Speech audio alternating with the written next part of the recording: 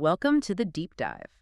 Okay, so you sent over this incredible stack of sources, and they detail a domestic financial maneuver that, quite frankly, is sending shockwaves across the entire global commodity landscape. It really is. Today we're talking about silver. Specifically silver, yeah, and a landmark new rule from the Reserve Bank of India, the RBI. Yeah. It's completely redefining how one of the world's oldest forms of wealth is handled. And, if you're tracking the precious metals market at all, you can't ignore India. The sources you gather, they paint a really clear picture of its dominance.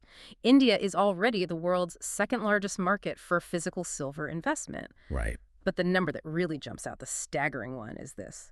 It accounts for nearly 80% of global silver bar and coin demand. 80%. I mean, 80% of global demand for bars and coins.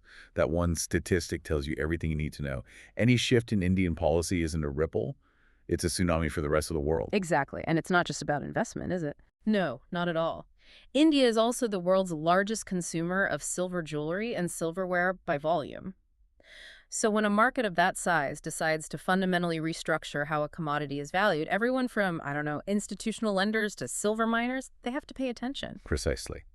So the mission for this deep dive is, I think, threefold. We need to unpack this new policy, the mechanism, the goals. Then we have to understand the immediate financial impact on the millions of households involved. And finally, the fallout. We have to analyze the extraordinary market fallout we're already seeing on a global scale. Yeah, the analysts are all calling this a potential game-changing development. We need to figure out what gears are turning behind that phrase. And just to anchor us to the sheer scale of the wealth we're talking about, let's look at the physical numbers. The research shows that over the last 5 years alone, Indians have purchased an estimated 29,000 tons of silver in jewelry. 29,000 tons. Plus another 4,000 tons in coins. And crucially, this isn't, just high net worth wealth. Right, this is the key. This massive accumulation is often held by lower and middle income consumers, especially in rural communities. And that makes the policy's impact on financial inclusion even more profound. Okay, so let's unpack that. Let's talk about the traditional role of precious metals in an Indian household. Yeah. Because gold and silver, while they're both, physical stores of value, they've played really different roles in the family economy. Gold has long been seen as the ultimate collateral. That's spot on. Gold was always the asset of last resort. It's Well. portable, it's universally accepted, and it provides immediate liquidity. So if a family had, say, a major medical emergency or needed quick capital for a crop cycle, gold was what provided those funds. Especially in rural areas where, getting to a formal bank might be a long trip or involve a lot of complicated paperwork. Exactly. Gold was instant, trusted collateral. And silver, then it served a different function, more widespread. It did. Silver was, sort of, the accessible asset, particularly for those lower and middle income households we mentioned. Its lower price point allowed for steady, incremental savings.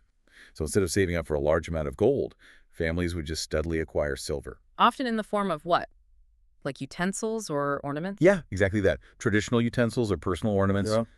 anklets, toe rings, jewelry for children. It was a very visible, very tangible part of rural wealth, accessible even if you had limited disposable income. So if this asset is so widely held, we're talking tens of thousands of tons, why was it kept outside the formal lending system for so long? Why couldn't a rural bank just take silver jewelry as collateral the same way they take gold? The primary obstacle, and this is really central to this entire policy change, was purity risk. Purity risk. Yeah, it's an inherent problem with traditional silver items. The gold market has, largely solved this through standardization and hallmarking. But a lot of the silver jewelry in circulation, it lacks that standard hallmarking. It has all these varying alloys, which makes the actual value really hard for a lender to verify quickly and cheaply. Can you just elaborate a bit on what hallmarking actually means in this context? Sure. Hallmarking is basically a guarantee of purity. It's a stamp on the metal from an authorized agency. So if gold necklace is 22 karat, the hallmark confirms that. Got it. With silver items, especially those traditional pieces like the heavy ankle chains, which, by the way, make up more than half the market, 50%. Wow. they're often made in small regional workshops, and they just skip that process. So for a regulated bank to lend money, they need a clear, consistent valuation. And without a reliable purity standard, the risk is just too high. That purity problem was the brick wall. And that purity risk was the exact regulatory challenge the RBI had to solve. Which brings us to this new rule. Let's get into the specifics of what they announced back in November. Okay, so the key date to remember is the effective date, April 1st, 2026. So this isn't happening overnight? No, not at all. The RBI is giving the financial sector a pretty substantial runway to get ready. The core of it is the creation of a uniform lending framework, a standardized system. And this system will now let people pledge their silver assets, whether it's coins, bars, jewelry, to get access to formal credit. And who can actually provide this credit? Is it just the big national banks? No, and this is really vital to the policy's success. The credit can come from commercial banks, from non-banking financial companies, NBFCs, and even specialized housing finance firms. So it has a broad reach. A very broad reach. It ensures the framework gets deep into those smaller regional economies where silver accumulation is highest. Mhm. The analysts we looked at believe this measure has three enormous goals. First, mobilize all of India's vast household silver holdings. Turn dead capital into active capital. Yeah. Right. Second, to broaden access to formal credit, especially for lower income groups. And third, to formally recognize silver as a mainstream regulated collateral asset. And that formal recognition is huge. It's systemic. I mean, we know that informal loans against silver have always existed in local villages. Oh, for decades. People have used moneylenders forever. But this framework is the first time silver has been formally included in the regulated collateral ecosystem. Exactly. And that shift from informal practice to formal regulation is what brings consistency. By setting up a uniform lending standard, the RBI is basically giving everyone the playbook for how to manage that purity risk. So banks can now create standardized tests or rely on certified assessors. Right. It makes the asset predictable and, more importantly, bankable. Without that regulatory stamp of approval, all that silver would just remain financially dormant. This expansion just fundamentally changes how wealth is used in the Indian economy. So if we connect this to the bigger picture, the obvious comparison is gold.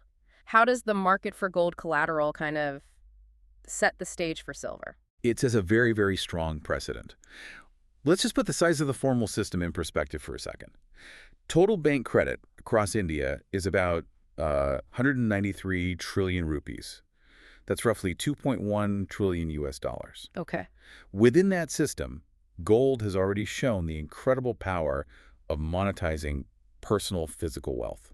So give us the hard data on gold-backed lending. That's where the growth story is really incredible. Well, the gold-backed lending market has seen just phenomenal growth. Currently, an estimated 3.4 trillion rupees, that's about $38 billion, is backed just by pledged gold jewelry. 38 billion. But the growth curve is the key. That number has absolutely skyrocketed from just 0.7 trillion rupees, or about $8 billion back in 2021.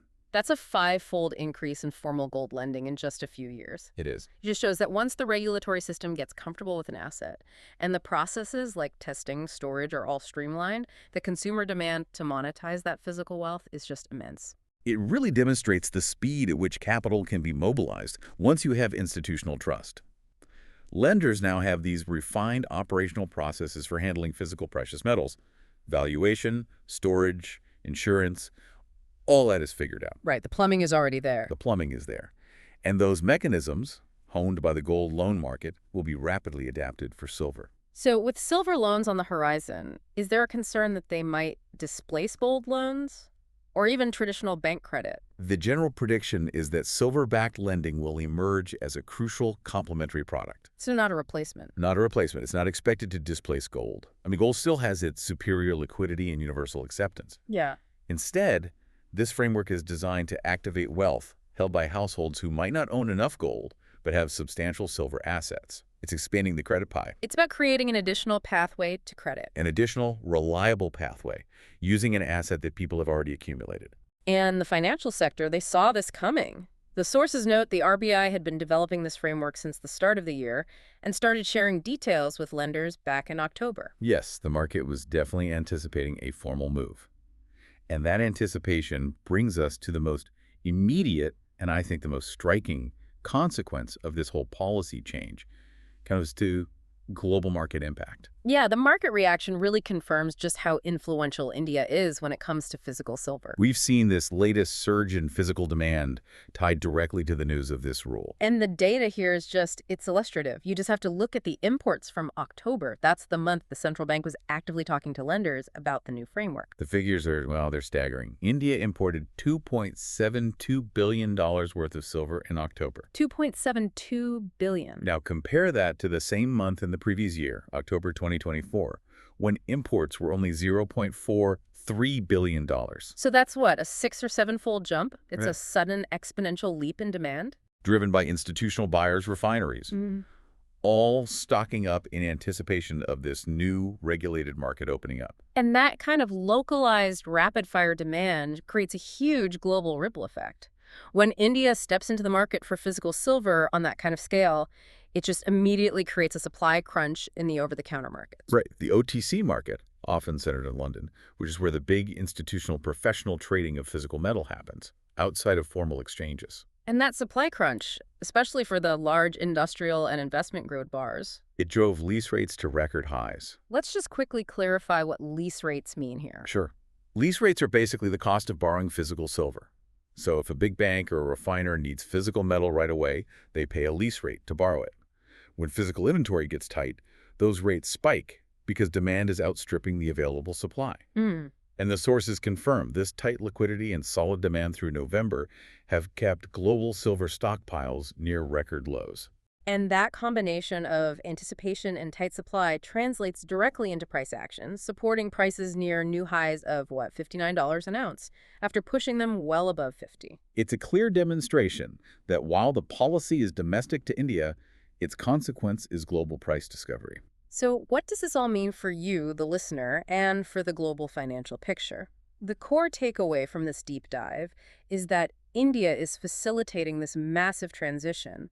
It's moving vast household silver holdings, which, as we established, is often the primary source of wealth for lower-income communities, from being these dormant traditional assets into officially recognized formal collateral. And this action gives millions of people a new, systematic pathway to formal credit. It mobilizes potentially trillions of rupees in wealth. It formalizes what was a traditionally informal practice, bringing regulatory consistency, bringing order, and setting a global precedent. It's a remarkable economic multiplier. But there is one final provocative thought we want to leave you with, and it connects this whole policy back to that initial crucial hurdle we discussed: purity risk. Right.